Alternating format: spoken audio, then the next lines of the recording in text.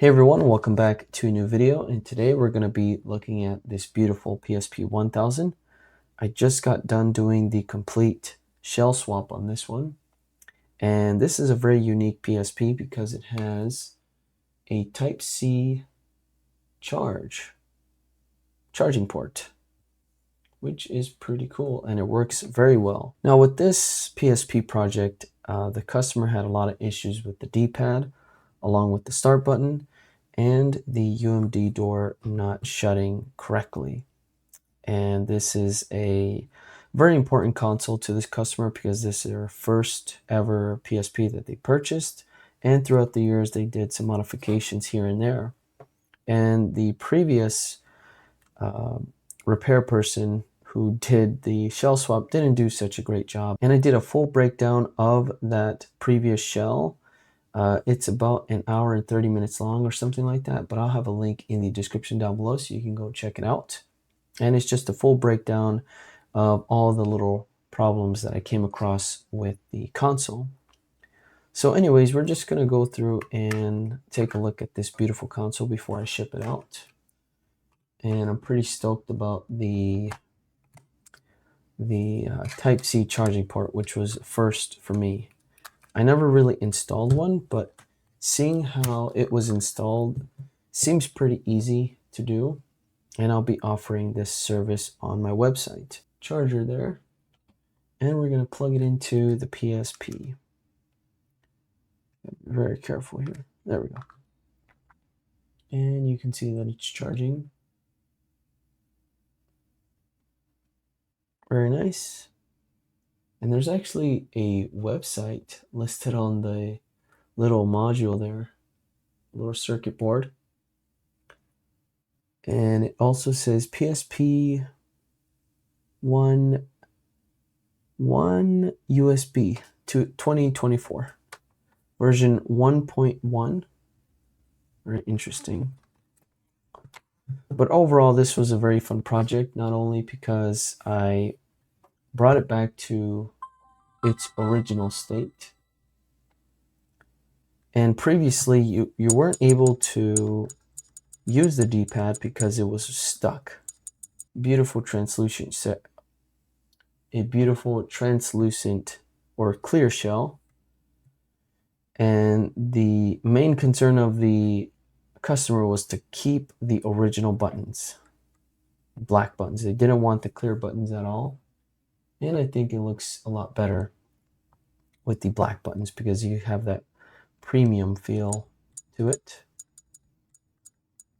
And let's take a look at the memory stick, and they don't have too much going on here.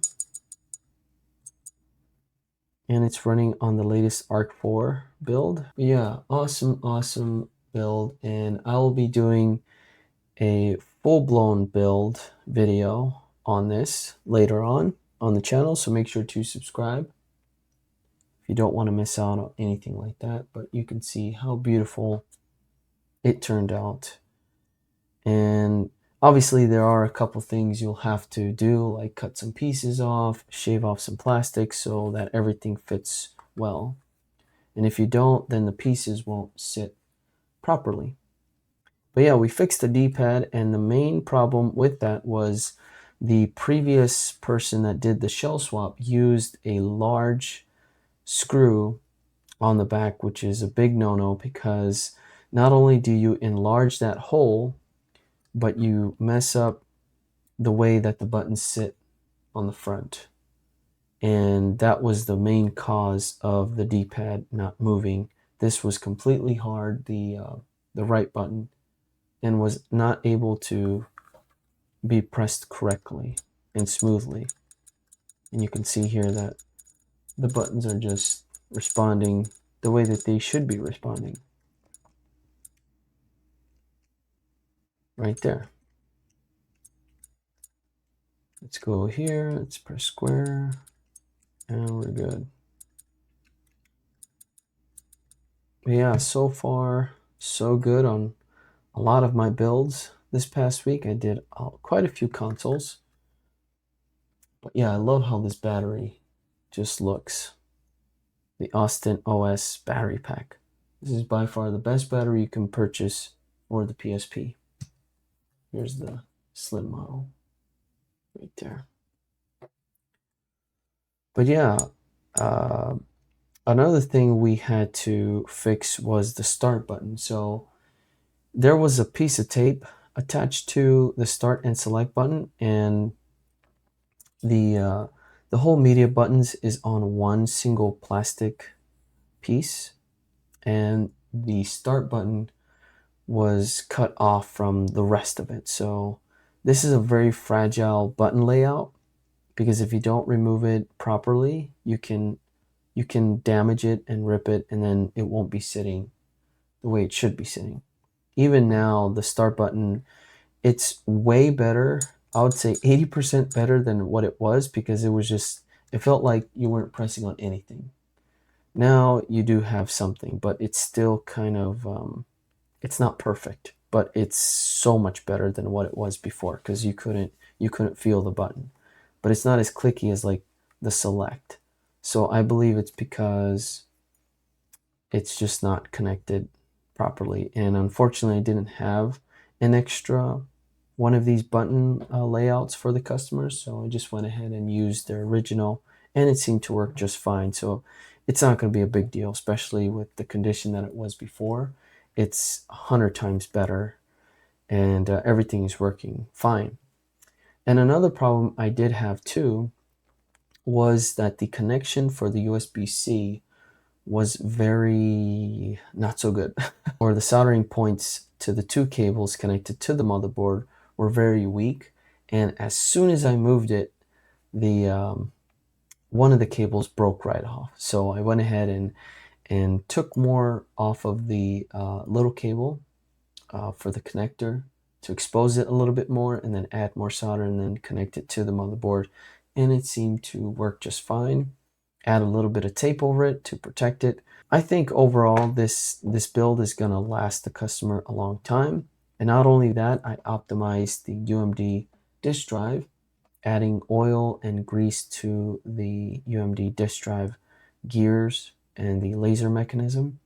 And that way it sounds a lot better and responds way smoother. So there is the UMD disk drive. And there we go. This thing is a little bit bright because we are using an IPS screen on here. Beautiful screen. Love it. Very nice and bright. And the different modes make it even better. So let's just start this game real quick.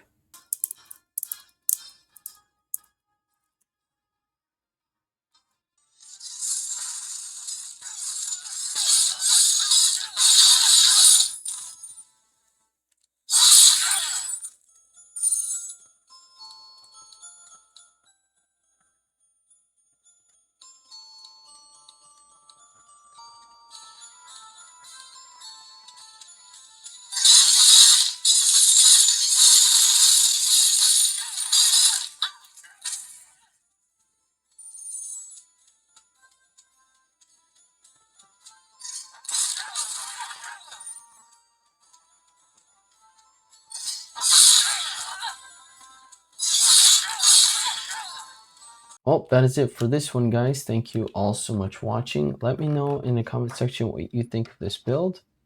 And if you are interested with any repairs or shell swaps, please visit my website in the description down below, along with the pinned comment, roblesjr.com.